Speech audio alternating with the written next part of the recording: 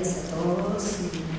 Muchas gracias a Yani, a toda la asociación mexicana y igualmente a FEPAL por darme la oportunidad de poder estar aquí entre ustedes y poder dialogar con ustedes, que siempre es tan rico y fructífero.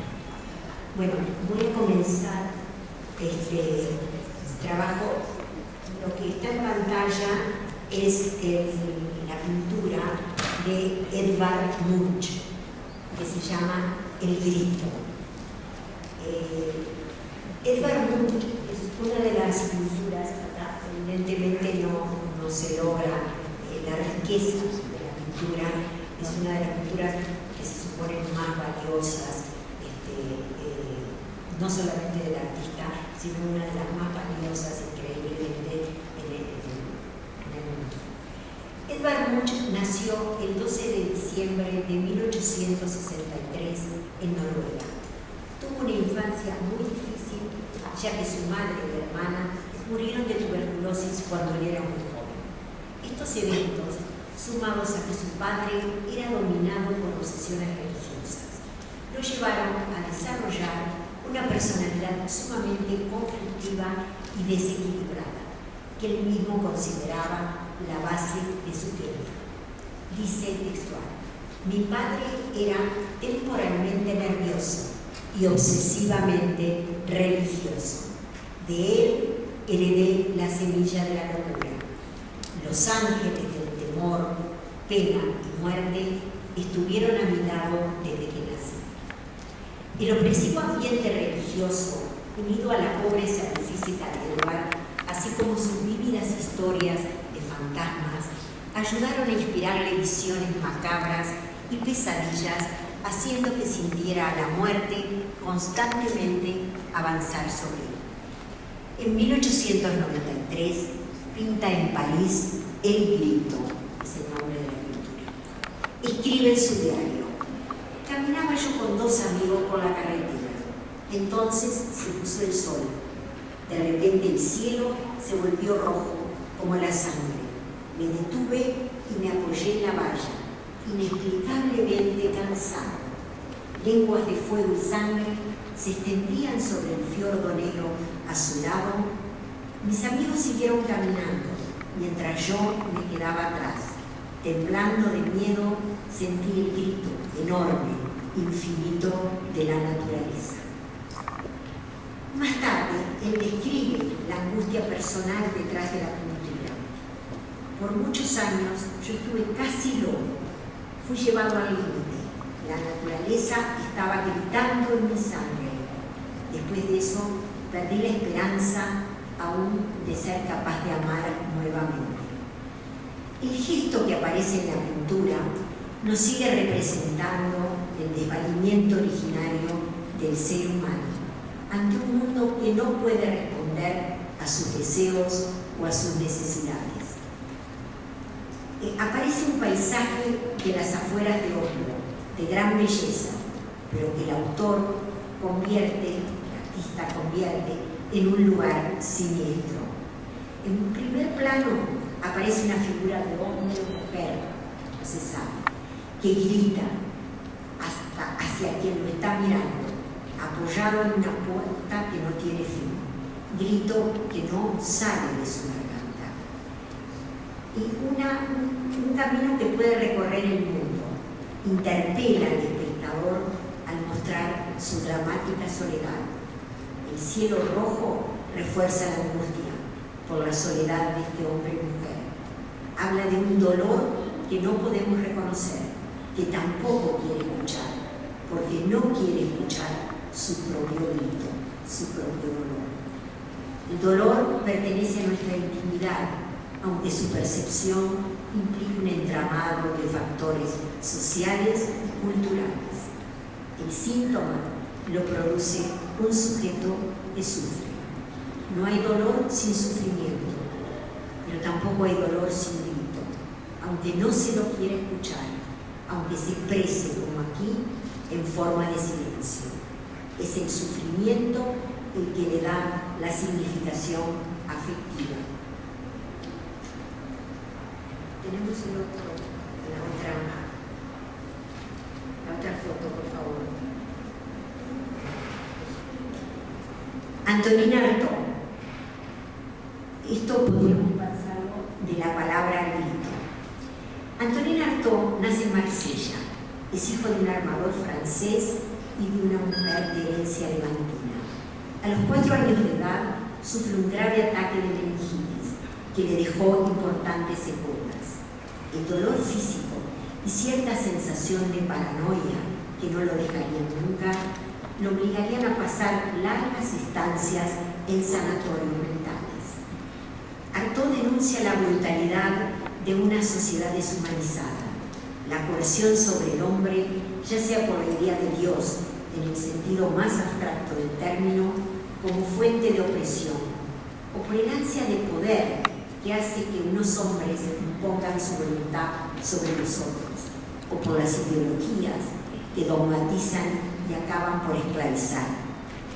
La pasión emancipadora de Artaud apunta a conquistar un cuerpo y un lenguaje propio, una identidad perdida, un cuerpo troceado, una conciencia rota, una vida rota. En Artaud hay erosión y desgarramiento, es la grieta, la decisión. El ser no es el ser, denuncia la carencia de ser, carencia de vida que hace a la vida inexpresable, excepto por el grito. Para él no hay nada más, solo puro dolor, el dolor de estar acuñado en Artaud en el centro de una realidad más pura, al lugar de la sensibilidad donde los mundos del cuerpo y del espíritu se reúnen. Vamos a contar un poco porque tal vez no tenemos tiempo. Lemoine Lucioni, en su libro El Grito, cuenta que para aquellos que asistieron el lunes 13 de enero de 1947 al Teatro Rie-Colombier de París, presenciaron lo que se considera como una especie de ejecución pública de Artaud, realizada sobre sí mismo. Piensa que quienes oyeron el grito, única expresión de la presentación en el teatro que hizo, el grito, como él mismo lo nombra, todo grito tomará su sentido de ese grito. El grito de Artaud era la locura misma afirmándose como único valor frente al mundo que lo niega, tratando de deconstruir aquella jaula de la que quería salir. Artaud busca el estado donde el dolor perpetuo y la sombra, la noche del alma, la ausencia de voz para gritar, en lugar de la palabra queda únicamente el grito.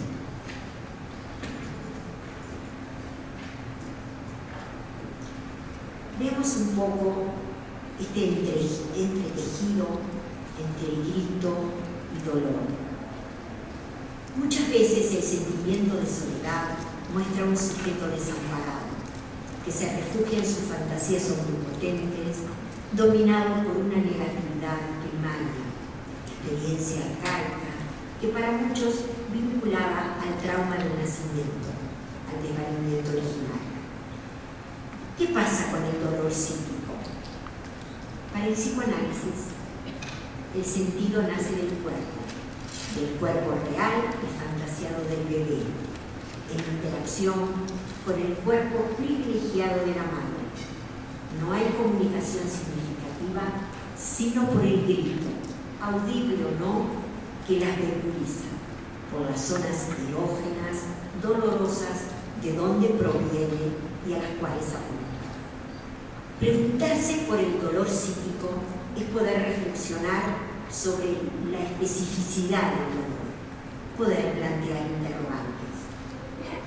¿Qué nos autoriza a transponer al plano de lo psíquico ese conjunto de sensaciones que hacen una referencia tan estrecha al cuerpo? ¿Qué diferencia el dolor de otras sensaciones y afectos displacenteros? ¿Estamos hablando de un dolor o de distintas formas de dolor? ¿Debemos considerarlo dentro de los aspectos penosos o reconocerle una función prototípica, el valor de una experiencia irreductible. Pero esto no nos llevaría a una valoración excesiva de lo puramente inventado, o por el contrario, no nos haría caer en una especie de misticismo de lo negativo. El dolor depende en última instancia de una pérdida de objeto. Pero esto nos ayuda, nos aclara. La pérdida de objeto no está también en el origen de la angustia, del deseo. ¿Qué lugar entonces ocupa el dolor? ¿Antes de la angustia? ¿Después de la angustia? ¿O son distintos dolores? Freud, a lo largo de toda su obra, ustedes seguramente conocen muy bien, no cambió demasiado su concepción acerca del dolor. Está presente en los comienzos de su obra y en los finales. Proyecto, capítulo 7 de los sueños, introducción del narcisismo, más allá del principio del placer, inhibición, síntoma y angustia, y otros. Pero también está constante en la cuestión del traumatismo, entendido como fracción en la definición que hace del masoquismo primario, y en la producción irrepresentable de la pulsión de muerte a través de sus distintas formas, como la reacción terapéutica negativa. En el proyecto dirá algo que me parece importante. De la vivencia del dolor resulta una repulsión, una desinclinación a mantener investida la imagen médica hostil, la defensa primaria. En el manuscrito G, dedicado a la melancolía, hablará de que el agujero está en lo psíquico. En el apéndice C, de inhibición, da cuenta del problema del dolor, mostrando las dificultades de Freud, no solo con el tema del dolor, sino con el mismo tema de los afectos todos. Al separar, como hace, angustia, dolor, duelo, su postura parece vacilante, ambigua, pero en realidad refleja la posición intermedia que el dolor ocupa entre la angustia y el duelo, entre las investiduras narcisistas y objetales, entre el cuerpo y el psique, posición intermedia, posición primaria. Siguen nuestras interrogantes. En represión llamará dolor a la pseudopulsión, en la medida que procede del exterior, pero se comporta como una fuente interna, fuente continua que tampoco se puede evitar ni de la que se puede huir. Ruptura de barreras que sobrevienen cuando cantidades excesivas de energía chocan con los dispositivos protectores, de fracción ilimitada, seguía diciendo Freud, de la protección anti-estímulos, brecha, irrupción de Q hipertróficas, exceso, agujero, paradoja esencial que nos remite a diferencias teóricas, la clínica del vacío y la clínica del exceso, exceso de excitación que traba toda actividad de enlace, lo demasiado lleno, creando vacío. A diferencia de la experiencia de satisfacción, donde la secuencia fantasmática se distancia del simple apaciguamiento del dolor, no hay metáfora ni creación de sentido, sino analogía, transferencia directa de un registro a otro, como si con el dolor el cuerpo se transformase en psique y la psiquis en cuerpo. El cuerpo extraño se infiltra en el cuerpo propio, al punto de volverlo extraño. Verdadera fantasmática sensorial, donde viene a quebrarse una línea tranquilizadora. El dolor se despierta, y a veces despierta. Pasa de lo agudo a lo sordo, irradia. Ocupa todo el campo, hasta llegar a trastocar su geografía y revelar otra desconocida. Tengo angustia, soy dolor. El dolor de separación resulta secundario ante un dolor desnudo, absoluto, que le hará decir a la carne, dolor de existir. Reconocer el dolor abre la posibilidad de dominar al objeto, e iniciar un trabajo de duelo. Estaríamos ante el dolor señal, dolor símbolo. Pero en el comienzo de la vida, en ese espacio abierto en todas direcciones, donde el bebé es arrojado al salir del útero envolvente, el niño nace y si no se lo contiene, cae y grita, mientras que el hombre que aprendió a sostenerse olvida que se puede caer. Hay algo que sostiene al bebé: impresiones, intercambios, sensaciones, contactos, cuya clave no es la del régimen intervenido, sino pasaje vacío, salido de todo aquello de lo que el niño se apodera para no seguir cayendo. Se apodera como una respuesta a su angustia que solo conocerá cuando la repetición haga del acontecimiento una experiencia. Queremos detenernos por un momento en este dolor grito, aquel que atraviesa barreras, produciendo destrucción y confusión. El dolor del dominador, ese dolor que atraviesa la barrera ante estímulos y que nos desarma psíquicamente, dejándonos traumáticamente siderados. ¿Será el grito el límite último del dolor salido de un sujeto desestructurado y confuso? Es el grito del dominador, grito de la locura. Pero también están otros gritos que se escuchan en los corredores de los hospitales psiquiátricos, con nosotros, los gritos del silencio del mundo y del mundo autista. Ese insostenible grito que estructura o se ahoga, forzando todo lo real que el hombre es capaz en el límite de su muerte simple. Desde la clínica, solo una pequeña viñeta para terminar. María es una adolescente que sufre de intensas angustias, temores, dificultades para dormir sola, pesadilla. Esta importante sintomatología está relacionada con situaciones traumáticas infantiles que hablan de abuso, violaciones por parte del familiar. Esta situación que implicó denuncias policiales, interrogatorios, son recordadas a girones y muy difícilmente, pero donde sigue prevaleciendo una consigna que se instaló en el hogar: de esto no se habla. Situaciones infantiles que al no haber podido ser habladas solo tienen el camino de la repetición del acto. Repetición y terror que se suceden a la noche, a la oscuridad, al dormir solo. Este guión se repite en su infancia siguiendo una secuencia ya prevista, donde solo los personajes se sustituyen. Pero esta repetición comienza a mostrar sus fallas y sus costos. Los sentimientos dolorosos están haciendo estragos en María. Y si bien la palabra comienza a hacerse presente, aún muestra su insuficiencia. Por eso terminaremos con unas frases de un momento muy especial en el tratamiento de María, que por supuesto continuó durante muchos años. Dice María, siento que repito, que estoy siempre en el mismo lugar, en el laberinto, ese con el que sueño. A veces corro, a veces me arrastro, el peso no me deja avanzar. Son como angustias laterales que me agobian, me escapo y vuelvo al mismo lugar.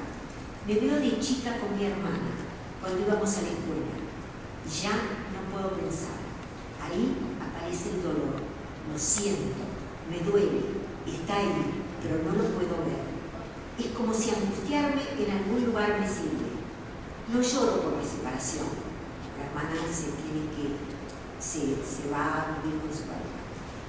No me angustia, pero lo otro es lo que me pesa. Es un agobio que siento en la piel, en la carne, y siempre es en mí.